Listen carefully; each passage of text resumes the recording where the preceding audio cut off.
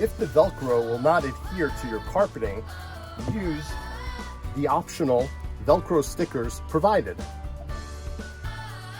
When using the 2 optional Velcro stickers, look for a hard, smooth plastic surface.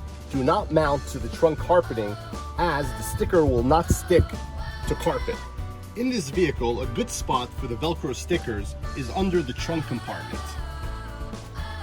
So if you look over here, there's a hard plastic surface that's smooth. For maximum adhesion, make sure you clean the surface before sticking on the Velcro. Before attaching the Velcro, make sure you know exactly where the straps will line up. Otherwise, you may put the Velcro in the wrong location. Over here, in this case, the Velcro straps are passing right over this spot right here.